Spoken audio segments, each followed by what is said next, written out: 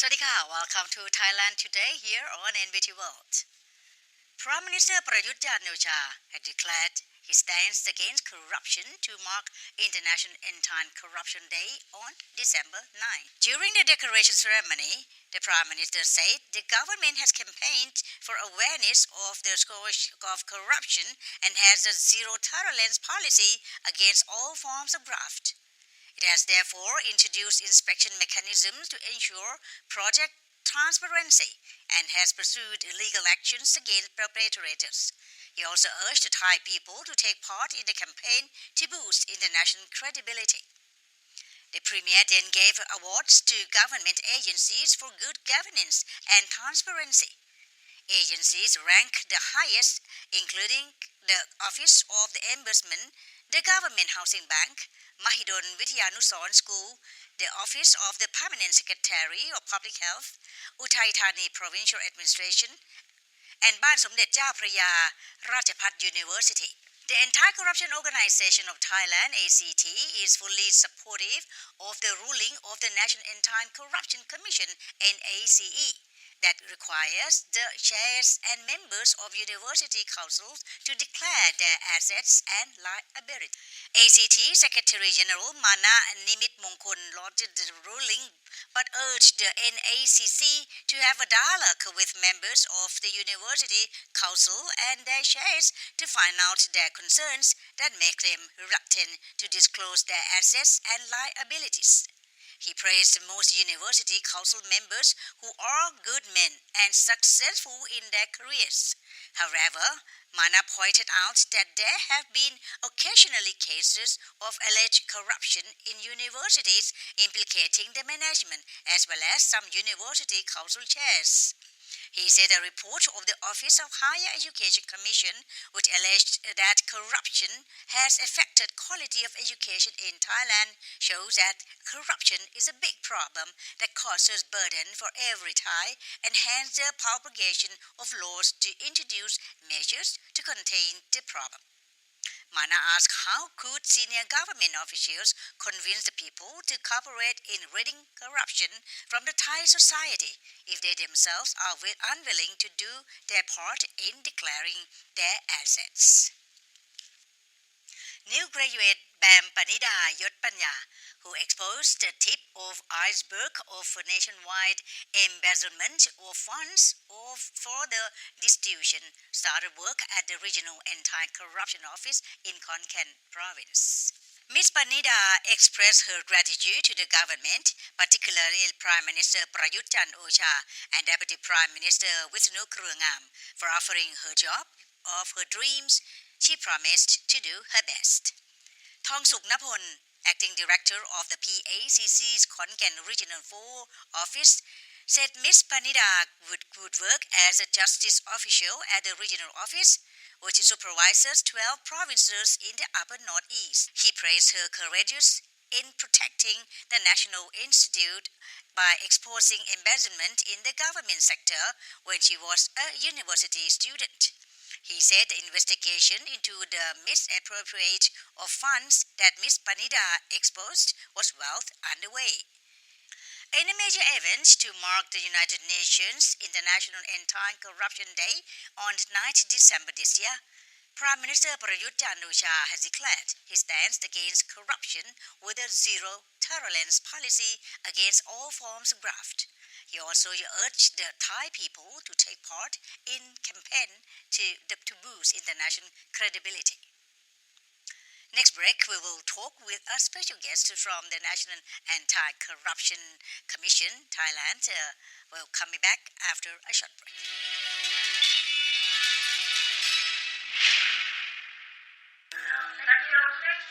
How many of you? 13. Brilliant. An entire country is one in heartfelt thanks. Without national boundaries, working in unity. The world is one. ASEAN Political and Security Community. Prevent being deceived. Prevent being forced. Prevent being injured. The problem of human trafficking in children, women, and labor has been increasingly severe. Thailand and the ASEAN Intergovernmental Commission on Human Rights are working together to get rid of these problems in order to be fully accepted by the international community. One vision, one identity, one community. Show Thai to the world, a concept of Siam-style program to introduce you to well-known Thai role models. Ultimate amazing tourist attractions. Innovative Thai products. Let's proudly join Siam Styles from 4 regions, 77 provinces across Thailand.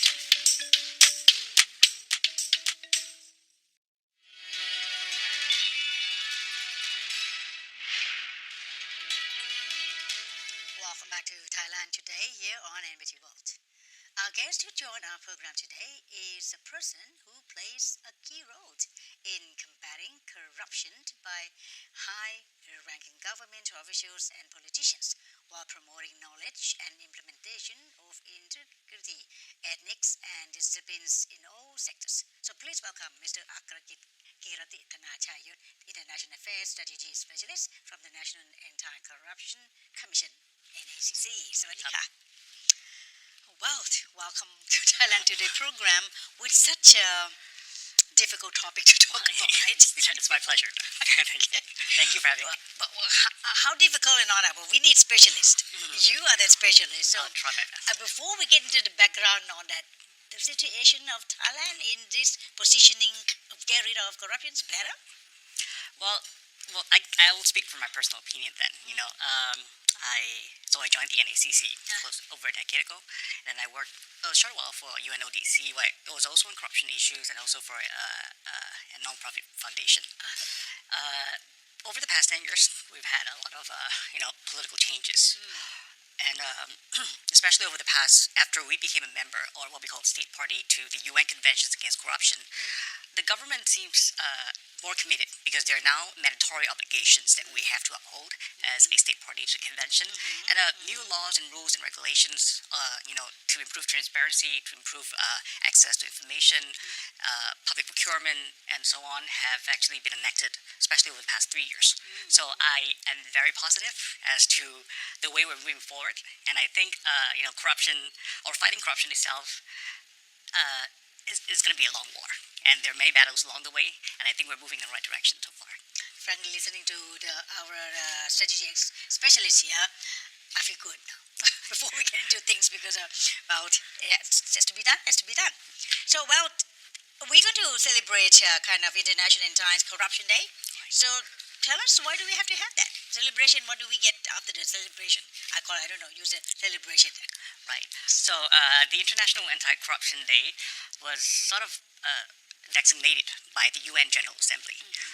They declared 9th of December of each year as the Anti-Corruption Day, where countries around the world, particularly members of the UN Convention Against Corruption, organize events. The key is actually to get people to come together, not just the government sector, but also people that have different opinions, because fighting corruption requires, a large group of people from different backgrounds. There's lots of stakeholders. The damages are actually, across the board, across the society. So by having a day, 9th of December, designated for it, to commemorate anti-corruption, is something that the UN and General Assembly of the UN feels that, it's something that will make corruption something that we can talk about, not something that we should not be talking about.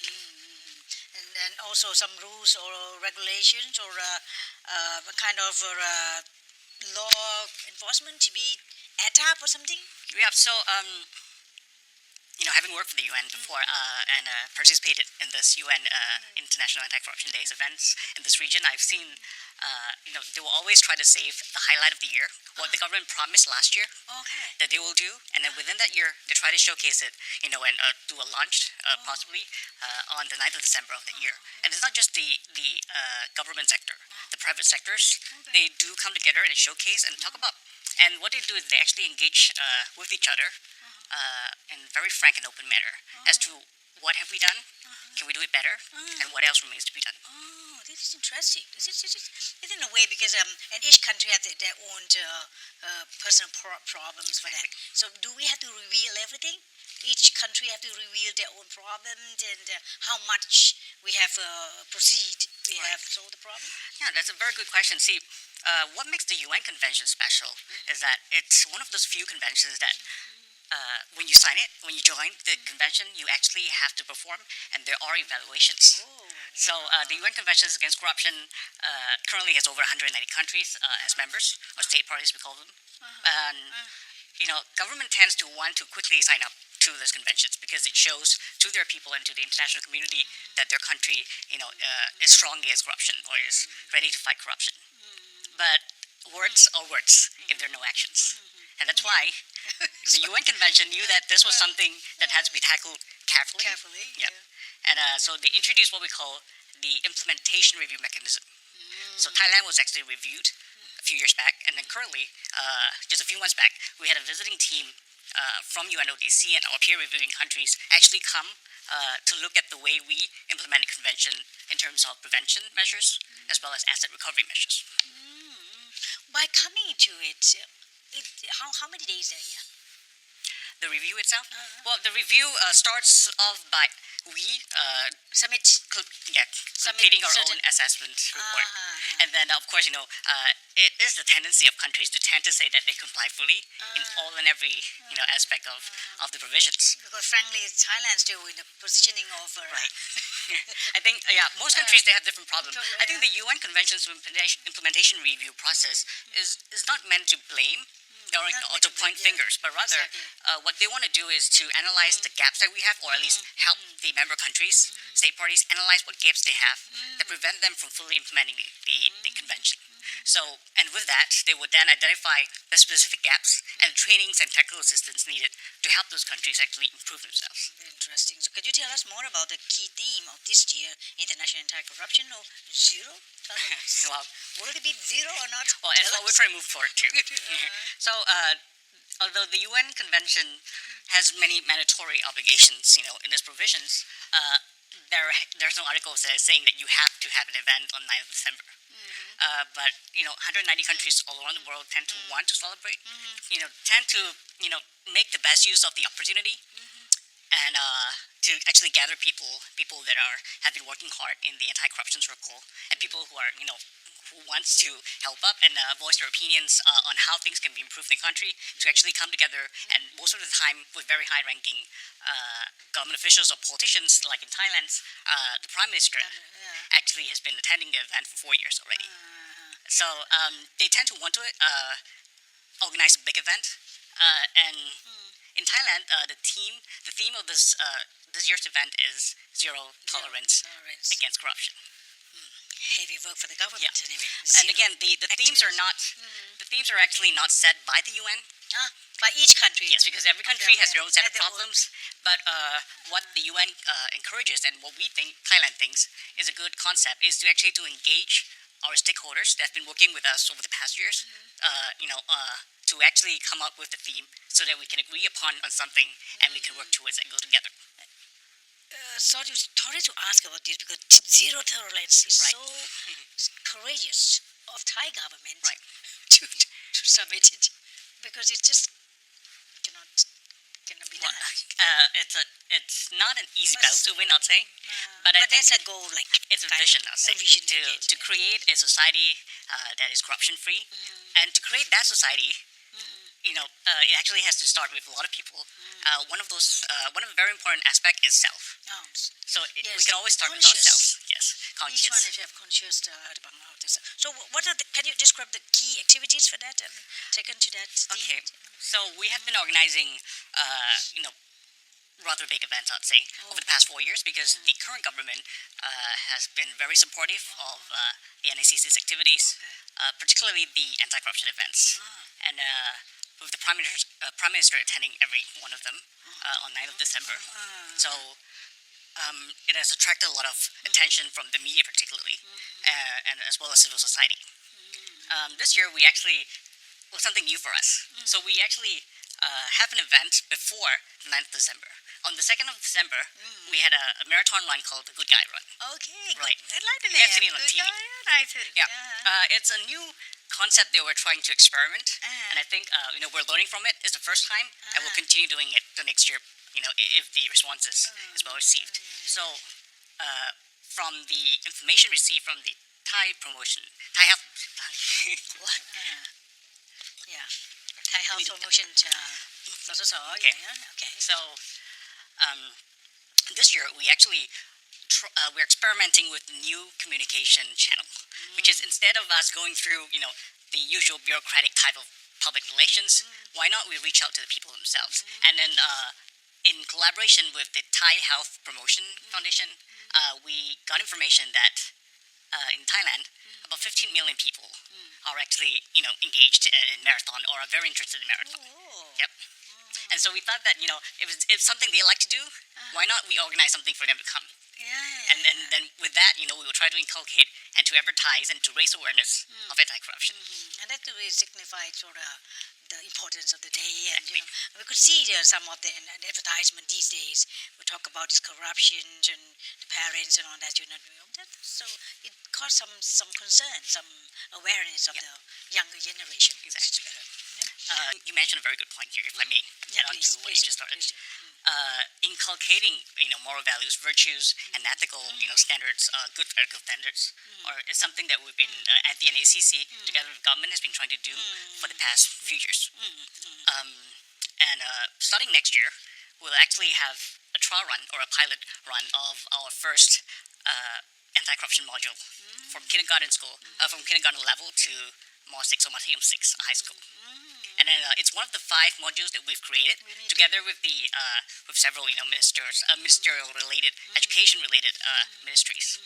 We need to catch all of the neck of the younger generation. That's the only thing that we can imagine of doing that. So can you elaborate more on the background? Who's behind this implementation of strategy?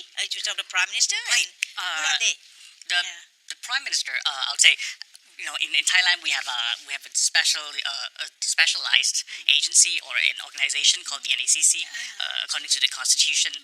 Who's behind that? I think the Prime Minister and the private sector is trying to help out for this matter, right? Exactly. So, as you've correctly pointed out,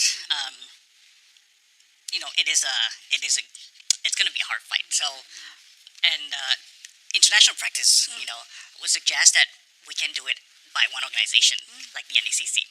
We need to enlist the participation, the support, and then we also have to empower the different sectors across society. That includes the civil society, the private sector, even religious sectors, faith-based groups, and professional associations, as well as other public organizations or government organizations that we can work with them to implement preventive measures, as well as to help us detect corruption and help us, in our investigations. Because it becomes like some kind of so complex, so difficult to cope or to tangle. Right. What is that? Well, the UN Convention, again, in Article 5 and 6, says that, it is preferable, it's actually mandatory as well, to have sort of a national strategy. Because what happens is, there's a saying that says, that goes by, there are too many cooks in the kitchen, and then So what happens is usually from international experiences, when you have too many actors and they don't coordinate and integrate their actions, they'll lead to wasteful use of resources, and there may be rivalry as well, and then we lose track, or they may lose track of what is actually most important. So if everybody has the good intention and same will, why not we come work together, and then we each proceed and be a part of this consensus as to how we should handle corruption issues. As you said, because zero tolerance towards corruption should start from oneself. Yep. So any advice more for that? It's my personal advice. I'd say there's no real formula as to what really is zero corruption or what are the characteristics of zero corruption. For me, when I think as a citizen, not as an anti-corruption practitioner, I think you should always think, the conscious is very important. You need to feel, it is... Shame. Exactly. Yeah, you have to And feel even when there's nobody watching, I think it's very important, if you feel that shame, you would try to not to do it. And then we also have to think, as an individual, of our actions, whether they will actually affect, are they just short-term gains, and will it actually cause the society to feel that everybody wants to run and get things for themselves, and then at the end of the day, nobody wants to invest in long-term stuff. But as for me, I need a strong punishment. Exactly. I'm an investigator, so I work on international bribery cases a lot, and I think we need to deal with corruption problems from many angles. One of which is strong enforcement and strong sanctions. Especially this government. We could see so many cases have been drawn out to be shown on the TV and to be talked about it. That's one of the very good signs of a country to be free from this corruption, right? Right. Do you know that before the UN Convention came about, just mentioning the C word itself, corruption, and an international meeting, say a General Assembly meeting at the UN, it's something that you want to avoid because it makes everybody feel uncomfortable. They'd rather not talk about it in public. But that has changed, with the UN Convention, and now has been bolstered with the annual observations of the International Anti-Corruption Day. So things have changed a lot. It may be a little bit slow for some of us, but like I said, we're moving in the right direction. Yeah. We'll go slow, but slow but sure. Apparently, corruption today is recognized around the world as a common major impediment to sustainable development. So, in this case, how to build a fair and justice society, if there is some of the strategy or guidance document to promote cooperation of the entire government. Corruption. There is no international level. Of course, it's very hard to coordinate because people have different sort of different definitions of what are corruptions. What forms or what conducts constitute corruption and what not, and it's very gray in itself. What the UN Convention does is instead of defining what corruption is, it actually lists the types of conducts that would constitute corruption as corruption and should be criminalized. So the UN Convention is not a criminal law document. It is a set of guidance, that would help us harmonize our laws. Because more often than not, when you work on international cases, you see that some acts that are actually criminal in Thailand, for example, are not criminal in other countries. So there is a gap between how people define corruption and how laws are being implemented when it comes to dealing with corruption. Besides criminalization, the UN Convention also, very explicitly says that the fight against corruption is to be shared. It's something that we have to work together with different sectors. Okay. We're coming back for this. So we are coming back to the end of the first part of our interview, and next we'll be focused on the issue of the involving cross-border corruption practices to cooperate in the fight against corruption. Please stay tuned.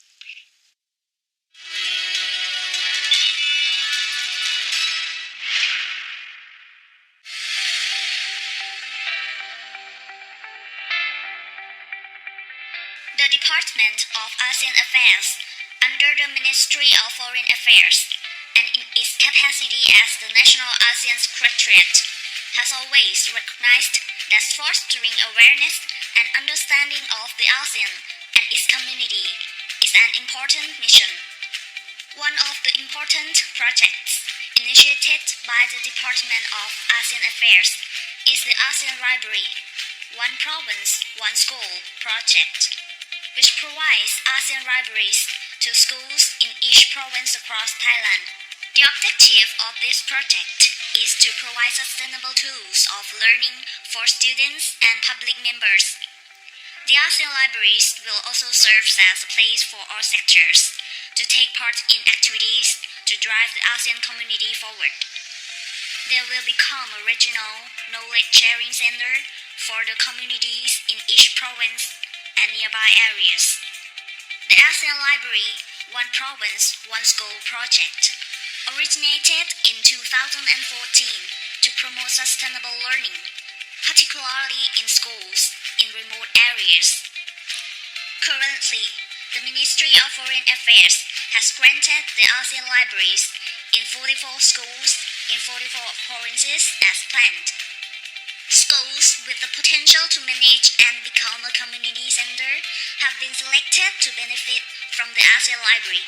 These schools will be the source of information about the ASEAN and a place for young people to learn more about the region, broadening their knowledge and perspectives.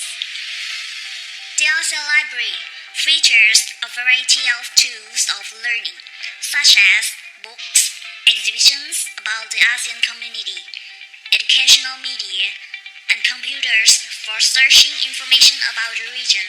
These tools are open and accessible to all members of the public. The schools that have been granted the ASEAN Library will become model schools in their respective provinces.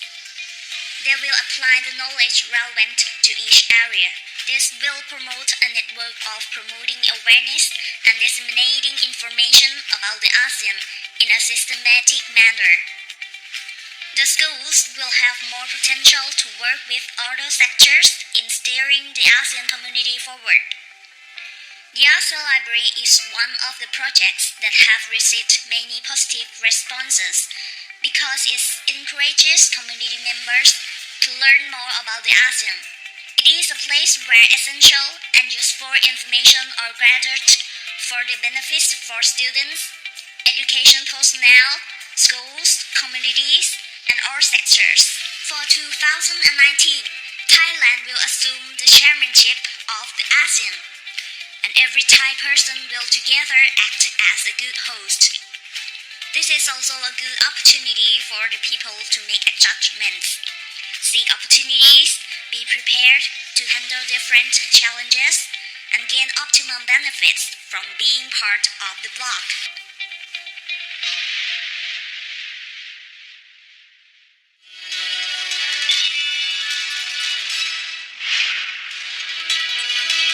Welcome back once again to our program. Now we will discuss more on cooperation of anti-corruption at the international level. We did mention a little bit on this what they call about the cross-border, the whole thing about the cross-border corruption practices. So, is it makes it necessary for a country to cooperate to fight against it? Very much. Absolutely, and that's the exact reason why people actually come together to form the convention in the beginning, so 15 years back. Well, what's interesting is corruption before the age of globalization, starting late 1970s and into 1980s, was actually it's something very local. Crimes usually within are committed within national borders. So it's a time when there aren't many systems that facilitates international trade, like what we have today. So crime at the time back then was very local, not just corruption, but most crimes. But things changed when corruption, when globalization took on its full swing. The very systems that help us facilitate trade, economic growth and development, particularly the financial systems, are not just used by entrepreneurs for good purposes, but criminals too have found ways to exploit the systems. And it actually makes the work of governments, particularly the anti-corruption agencies or police, more difficult when it comes to dealing with corruption, because now criminals don't have borders. But police, NACC, anti-corruption officials cannot, be investigating outside of their national borders. And that's why, there's a need of a convention that would then allow for such cooperation. I think when such thing, when you talk about this, I make me think of one case about the airlines or something, where the side of in the foreign country, they did not agree with this kind of thing. That's good because they report back here. Right. And so that the case was exploded. Exactly. So we're seeing more of these cases. One of the mandatory provisions actually in the UN Convention itself is that paying bribes to a foreign public official is to be criminalized. So before the UN Convention, most countries, including Thailand, would say that it is wrong for a Thai person, businessman, to pay a bribe to a Thai official. But if a Thai businessman pays to a foreign official, it's not a crime. Oh, really? So that was, wrong. Yeah, that was wrong, right? It's not no way. In whatever way, it cannot be done that way. Exactly. So that has changed. With the OECD conventions against foreign bribery, as well as the UN Convention. So now Thailand actually has new rules. For example, if you're a Thai state-owned enterprise, or you're a Thai government official, you're a Thai businessman, and you're paying bribes to win public contracts, for example, in a foreign country, then we can actually, go against the Thai individuals or legal entity that engages in bribery. That is involving with the cross-border we talk about. Exactly. Very interesting. So Thailand officially joined the UN Convention Against Corruption, and it's NACC, right? how do you call it? NACC. There are many ways you can do it. UNCAC. Yes. So what are the main reasons for that? That we want to be? Why do we have to be a part of it? I was around when we, that was when Tell us your experience. Yeah. Interesting. There were talks for a long time whether we should join the convention or not. By the time we joined the convention in April 2011, we were in fact the second last country in ASEAN to join the convention. What is that we are not joining? Well, there are views that, if we join a convention, international convention, and we can't live up to our obligation, it may reflect badly on us. Okay. But the UN Convention, particularly the UN Convention Against Corruption, has a different approach. Instead of, it actually wants people to join first, and then improve ourselves along the way, so we can help each other improve, our legislations, our regulations, and as well as our measures to prevent corruption. So better now. So when it come to the conclusion, so better to join. It's better to join. Definitely. We reached to the point that they wanted. Exactly. For example, if you're a member of a convention like this, and there's a crime in both countries, another member country, it's always easier to get help from them. That's on the investigation side.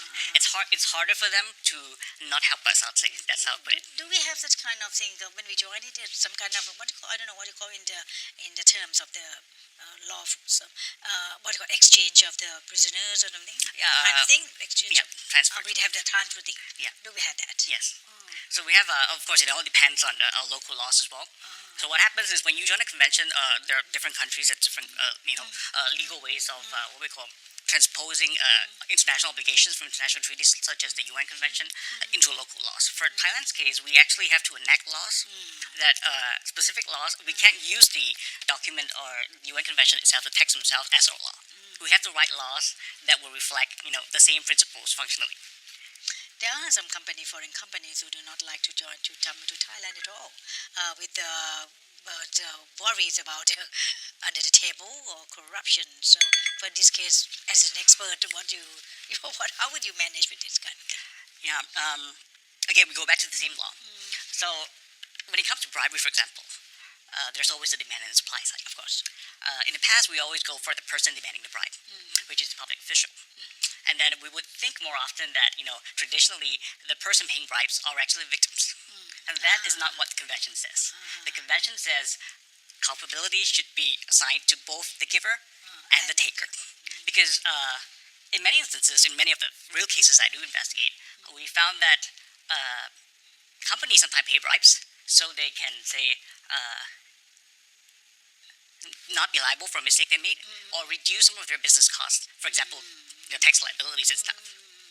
And they can actually use bribery or bribe monies to win contracts instead of, what really is your business competitiveness. Can you give us some concrete example of how Thailand has benefited from NACC regarding enhancing the country's anti-corruption efforts? Right. So we undertook two major legislative amendments over the past, I'd say, since we joined the convention 7 years ago.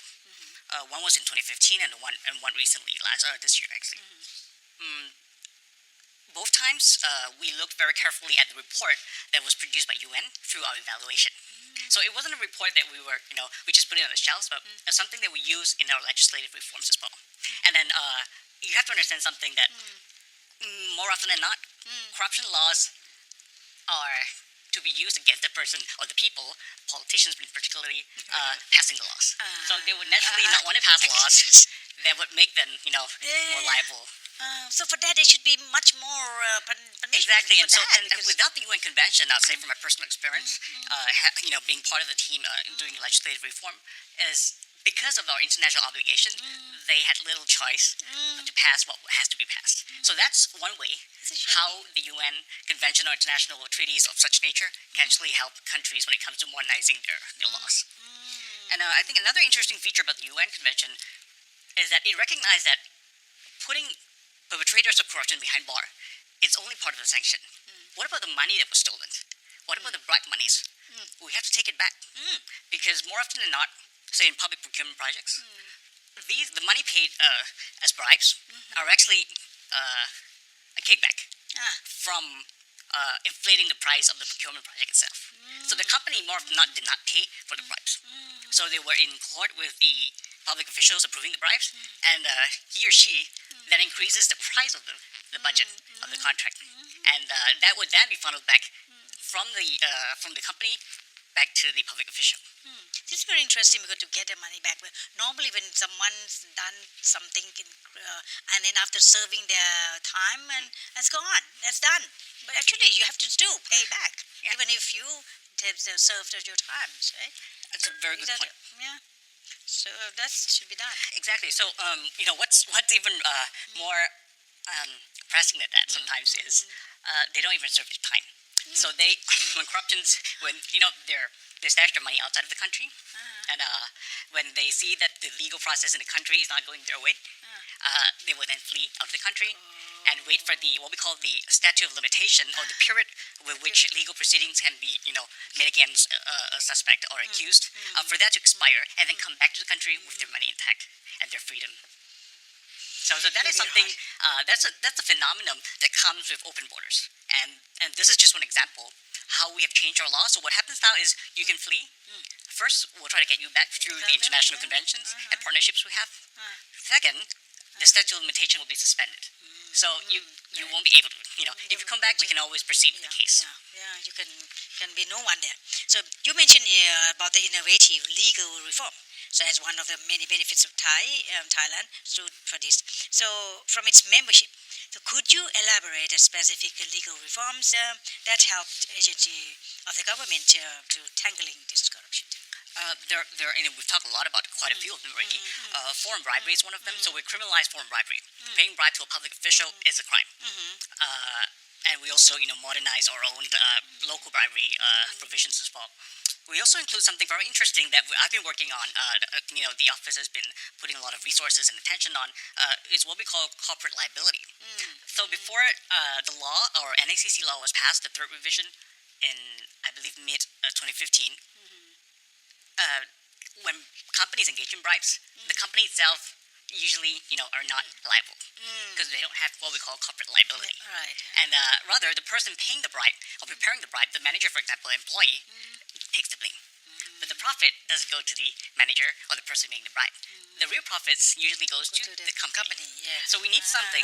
So we thought that we needed something that would make company feel that they don't want to engage in corruption or to pay bribes, because they would then, with the new law, they're actually now liable criminally to support our private sector. So the law was actually, I'll say, the provision on corporate liability, corporate liability, is passed with various intentions. One of which is to help companies come up with systems, with what we call compliance systems, to help them and their employees and their subcontractors, subsidiaries, and so on, to not pay bribes.